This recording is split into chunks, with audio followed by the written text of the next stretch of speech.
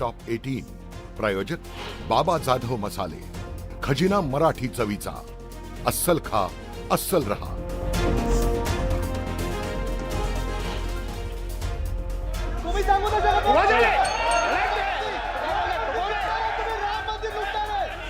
मदत पुनर्वसन मंत्री कोण आहे हे माहित नाहीये. विधानसभेत पॉइंट ऑफ ऑर्डर वरून हमरीतुमरी. आदित्य ठाकरे, अतुल भातखळकर आणि भास्कर जाधवांमध्ये खडाजंगी.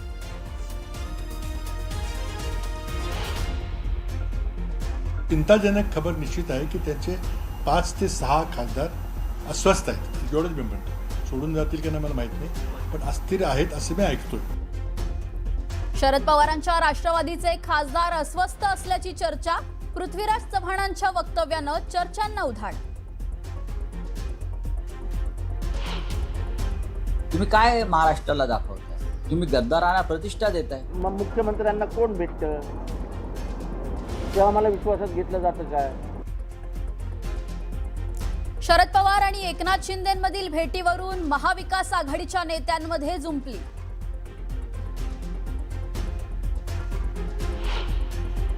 मला बदनाम करा पण महाराष्ट्राला बदनाम करू नका. आता मिसिंग लिंक बद्दल बोललं तर याच्यात महाराष्ट्राचा अपमान कुठे आला? लोकांनी प्रश्नही नाही विचारायचे. मिसिंग लिंकच्या मुद्द्यावरून राज ठाकरेंची मुख्यमंत्र्यांवर टीका.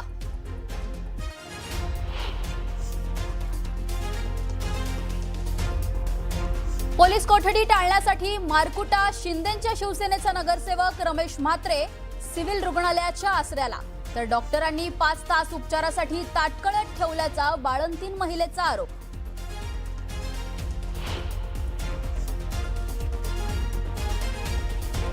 पिंपरी चिंचवडच्या मोशीमधील इमारत दुर्घटनेत एकाचा मृत्यू, 9 जणांची सुटका, तर अडकलेल्या 7 ते 8 कर्मचाऱ्यांचा शोध सुरूच.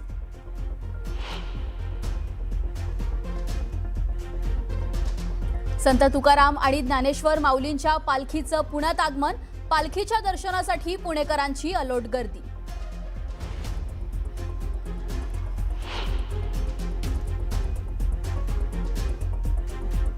ट्रम्प यांनी शांतता करार रद्द केल्याच्या घोषणेनंतर युद्धाचा भडका. अमेरिकेनं इराणवर हल्ले वाढवले.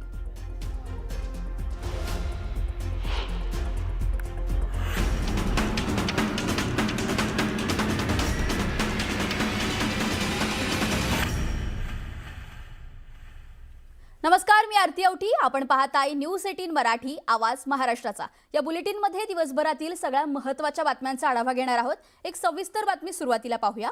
मुंबई महानगरपालिकेतील भाजपचा आणखी एक नगरसेवक वाढणार आहे. प्रभाग क्रमांक 138 मधील AIMचे नगरसेवक रोशन शेख यांचे सदस्यत्व रद्द झाले. जात प्रमाणपत्र रद्द झाल्यानं या प्रभागात दुसऱ्या क्रमांकावर असलेला भाजप उमेदवार आता नगरसेवक होण्याची शक्यता आहे. यापूर्वी दोन्ही अपात्रतेच्या प्रकरणात दुसऱ्या क्रमांकाचे भाजप उमेदवार नगरसेवक झालेत.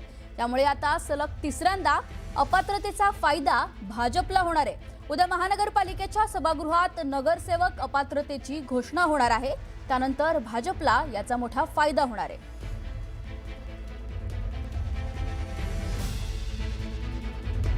महत्त्वाची बातमी आपण पाहतोय. भाजपला तिसऱ्यांदा फायदा होणार आहे. भाजपचा आणखी एक नगरसेवक महानगरपालिकेत वाढणार असल्याची ही मोठी बातमी आहे. पुढच्या बातमीकडे वळूया. मुंबई महानगरपालिकेतील नगरसेवकांची आदित्य ठाकरे यांनी मातोश्रीवर बैठक घेतली आहे.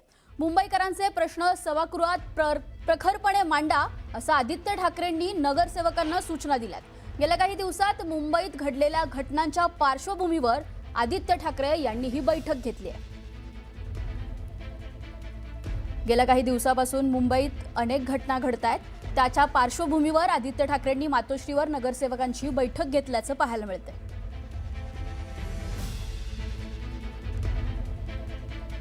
पुढची बातमी नांदेडमधून.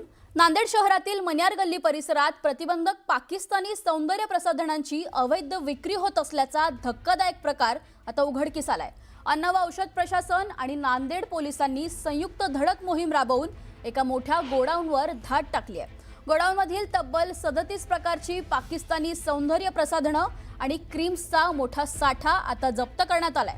जप्त करण्यात आलेल्या या अवैध सौंदर्य प्रसाधनांची किंमत अंदाजे 50 ते 60 लाख रुपयांच्या घरात असल्याचा प्राथमिक अंदाज वर्तवला जातोय। घटनास्थळाला पोलीस अधीक्षक नीलब रोहण यांनी तात्काळ भेट देऊन पाहणी केली आहे। यावेळी गोडाऊन मालकाला ताब्यात घेऊन त्याची सखोल चौकशी तपास सुरू आहे।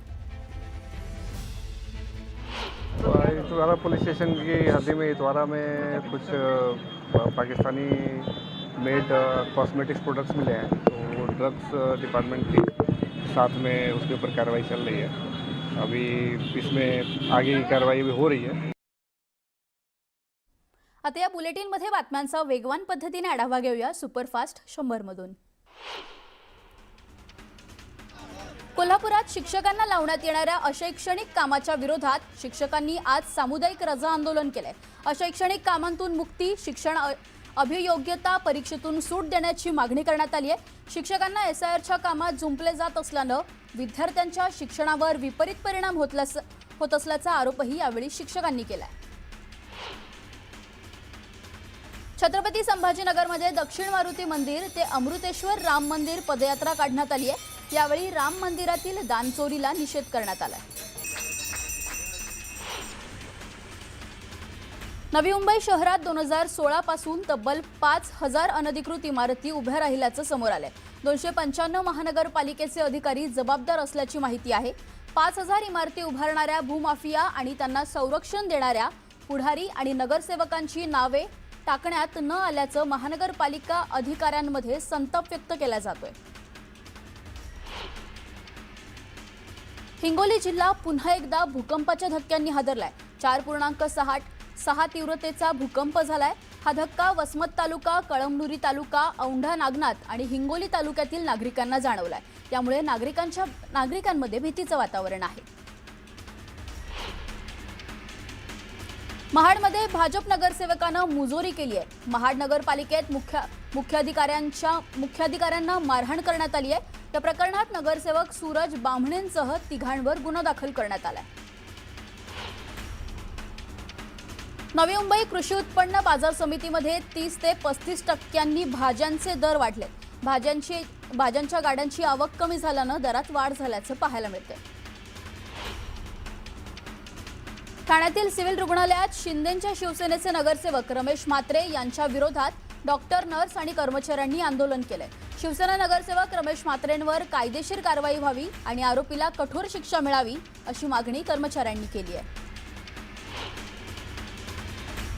वर्धा जिल्ह्यात बोगस सोयाबीनचं बियाणं मिळाल्याच्या शेतकऱ्यांच्या तक्रारी आहेत। उगवण क्षमता कमी असलेल्या बियाण्यांबाबत जिल्ह्यातल्या शेकडो शेतकऱ्यांनी कृषी अधिकाऱ्यांकडे तक्रार दिल्या आहेत।